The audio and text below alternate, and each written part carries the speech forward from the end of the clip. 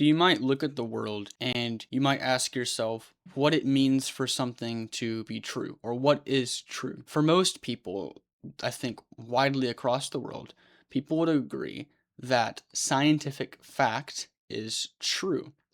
The problem comes in what you're going to do with those scientific facts. You might ask yourself, can you orient yourself in the world using these facts?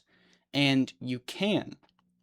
The problem is that you cannot do so without using human perception, without organizing these facts in relationship to an aim or a goal.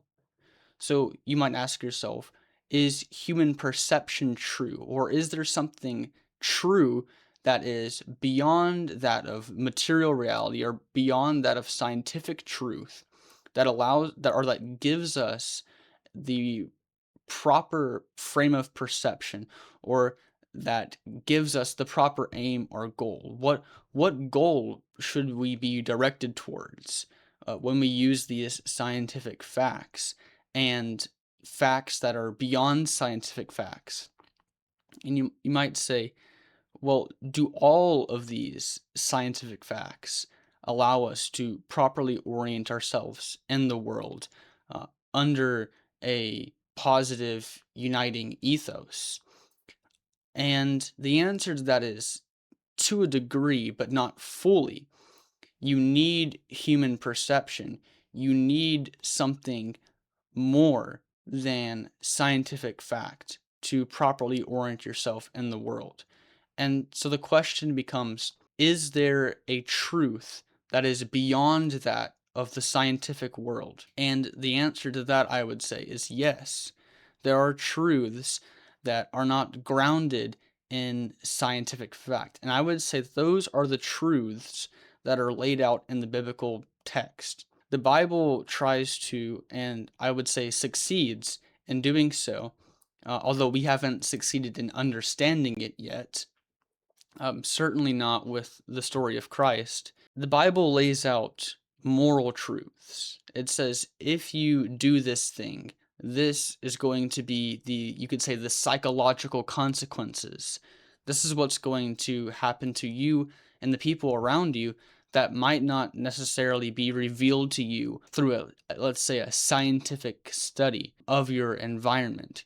The Bible lays out what certain actions or what certain modes of beings, or you could say what stories people act out, and it lays out the consequences of those stories. And the purpose of that is so that we can look at these stories, we can understand them, and we can adopt them. Now, it's very difficult to adopt a story precisely the way that somebody else acted it out.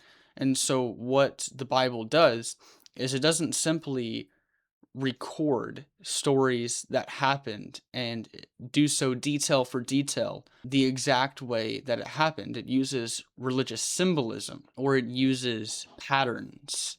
And what that allows us to do is look at the stories, extract out the pattern, and then enact that pattern. And a more sophisticated way of doing this is looking at multiple stories, extracting out the patterns that are the same or similar across all of those stories, pulling that out, and then adopting that ourselves. That would be us acting out the patterns of people who achieved what we want and desire. And that, in the realest sense, is the question that religion is trying to answer. Religion isn't trying to answer the question, a scientific question or a mathematical question or a historical question, what is. It's trying to answer the question, what could be and how do we achieve that? It's not trying to give you a scientific fact. It's not trying to, for example, explain the origin in the universe in terms of its material existence. That wasn't the purpose, isn't the purpose of Genesis chapter 1 and chapter 2. It's not saying this is how the material world came about. And maybe it is trying to give a description of how the world came about, but that isn't the main purpose. And that certainly isn't what the authors of Genesis, or author Moses of Genesis, was getting at. He wasn't saying this is the origin of mankind in terms of the material universe. It's way more sophisticated than that, and it's way more complicated than that.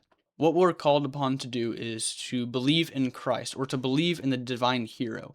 And what Christ does is he voluntarily faces his vulnerability, so his mortality, his susceptibility to death, which all humans carry. That wasn't enough. He also faced the harrowing of hell. He faced the depths of the world, the heart of the world. He faced the unknown in its ultimate and complete form. He did so voluntarily, and he did so believing that whatever resulted was the best possible thing that could have resulted. And that would be something like freeing people from sin. So, what we have to do, and what we're called upon to do, is not to say the words, I will follow Christ, or I believe in God. It is to do the actions that Christ calls upon us to do, and that is to follow in his footsteps, to bear our cross, to face our own mortality, and to face the depths of hell, believing in our hearts that whatever results is good.